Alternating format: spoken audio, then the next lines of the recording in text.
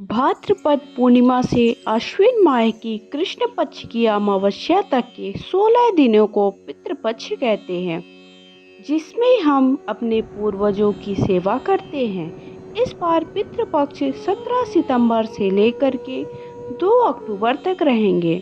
पितृपक्ष में पितरों के लिए तर्पण, पिंडदान, श्राद्ध, ब्राह्मण भोजन कराना बहुत ही शुभ माना जाता है, जिससे उनकी तृप्ति होती है। हमारे परिवार के जिन पूर्वजों को देहांत हो चुका है, उन्हें हम पितृ मानते हैं। मृत्यु के बाद जब व्यक्ति का जन्म नहीं होता, तो वो सूक्ष्म लोक में रहते हैं। फिर पितरों का आशीर्वाद सूक्ष्म लोक से परिवार वालों को मिलता है। पितृपक्ष में पितृ धरती पर आकर अपने लोगों पर ध्यान देते हैं, उन्हें आशीर्वाद देते हैं, उनकी सभी समस्याओं को दूर करते हैं। पितृपक्ष में हम लोग अपने पितरों को याद करते हैं। याद में दान धर्म का पालन करते हैं। पितृ नाराज हो जाए तो घर की तरक्की में बाधा उत्पन्न होती है। वर्ष में 15 दिन की विशेष अवधि में श्राद्ध कर्म किए जाते हैं। इनकी शुरुआत हो चुकी है। श्राद्ध पक्ष को पितृपक्ष और महालय के नाम से भी जाना जाता है।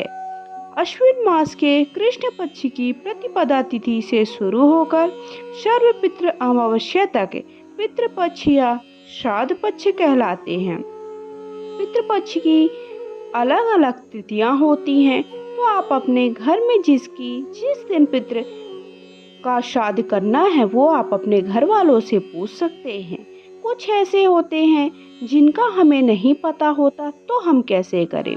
पितृपक्ष में कैसे करें पितरों को याद? हम पितरों को याद कैसे करें? तो पितृपक्ष में पितरों को नियमित रूप से जल अर्पित करना चाहिए। यह जल दक्षिण दिशा की ओर मुख करके दोपहर के समय दिया जाता है। जल में काला तिल मिलाएं, हाथ में कुश रखें।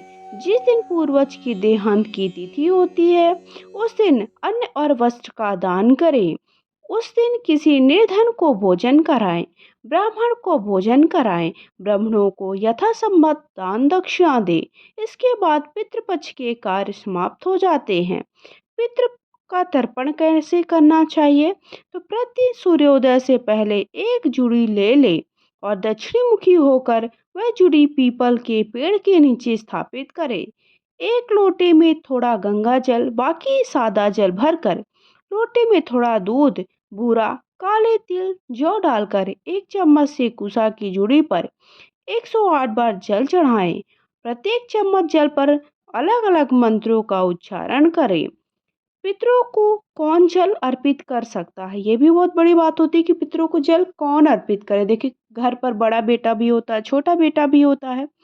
तो घर में वरिष्ठ पुरुष सदस्य नित्य तर्पण कार्य करते हैं। जो घर का सबसे बड़ा व्यक्ति होता है, उसके अभाव में घर का कोई भी पुरुष सदस्य को तर्पण कर सकता है। अगर वो नहीं है तो उसकी जगह पर छोटा बेटा भी तर्पण कर सकता है, अगर बड़ा बेटा नहीं है तो।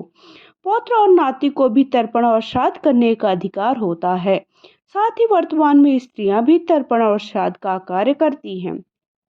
पितृपक्ष में कौन कौन सी बातों का ध्यान रखना चाहिए, ये भी बहुत बड़ी बात होती है कि हमें कौन कौन सी चीज़ें करनी चाहिए, कौन सी चीज़ें नहीं करना चाहिए।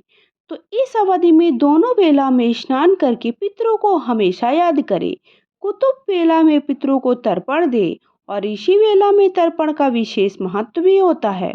तर्पण में कुश और काले तिल का विशेष महत्व होता है। कुश और काले तिल के साथ ही तर्पण करना परिणामदायक होता है। जो कोई भी पितृपक्ष का पालन करता है, उसे इस अवधि में सात्विक भोजन ग्रहण करना चाहिए।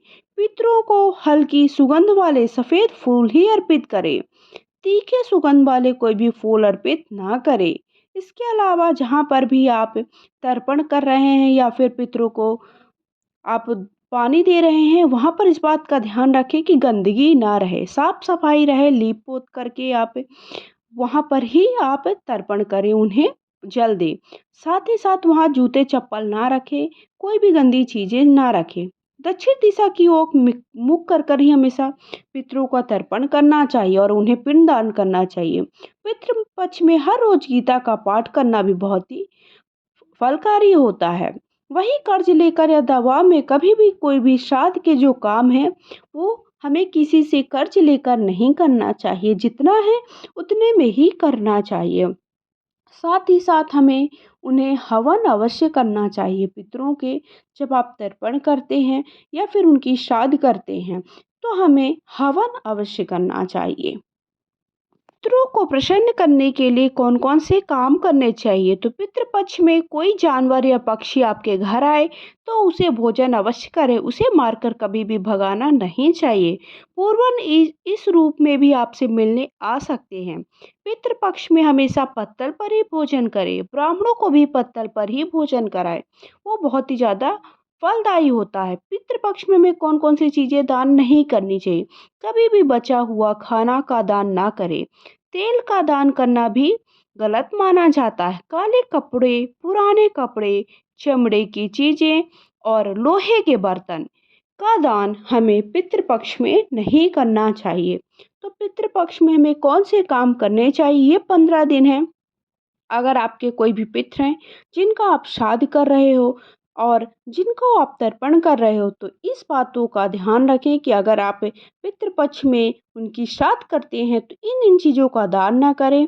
और पितृ को अगर पूजा कर रहे हैं, पितरों को जल अगर आप चढ़ा रहे हैं, जल दे रहे हैं तो आपको कौन कौन से काम नहीं करने हैं। तो अगर आप सबको वीडियो पसंद आए तो लाइक शेयर करके चैनल को सब्सक्राइब करके हर हर महादेव अवश्य लिखें।